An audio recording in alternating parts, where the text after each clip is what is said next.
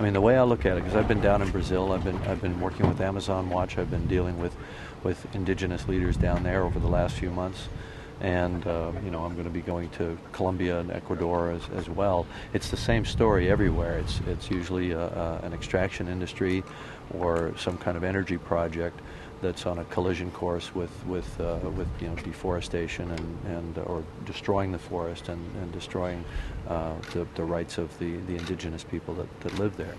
So, you know, this is something that's of great interest to me. Obviously, you know, it's not as a result of Avatar, although it partially is. Avatar is a result of my concern in these areas that I've had since I was a kid. You know, growing up in Ontario, on the Niagara Peninsula there, I spent all my time as a kid in the woods, and you know, loved it, and was deeply affected as a teenager, you know, at the start of the environmental movement by thinking about pollution and so on. And we had a lot of it in that area.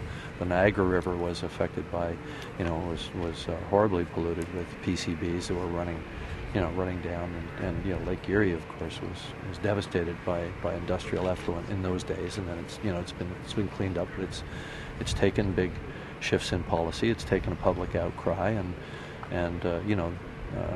I'm not anti-business, you know. I believe in business, but I think, you know, you can't do everything you want, and you have to be respectful of the earth and respectful of the First Nation people, the indigenous people who were here first. How would you compare the scale of what you've seen so far with, say, the Belo Monte in Brazil? It's a similar kind of scale. The Belo Monte Dam project is a $16 billion project. You know, it's one of about 60 big hydroelectric dam projects that are planned in the Amazon basin. So it's the same sort of thing in a general sense, which is you have this resource there. In that case, it's energy, but the cost of harvesting it is enormous in terms of the you know, the forests. And the Belo Monte Dam alone, only one of those 60 projects will displace 25,000 people, most of them indigenous.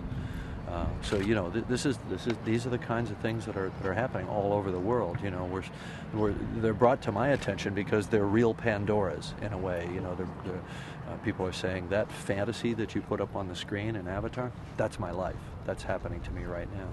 You know, and the funny thing is that when I made Avatar, I thought, well, you know, I'm an artist, I'm a filmmaker, I express myself through movies and documentaries. You know, this will be my big statement, and then I'll, you know, just go relax for a while. And it was quite the opposite. That was just the start of this journey, which has, you know, become almost a kind of a mission in and of itself.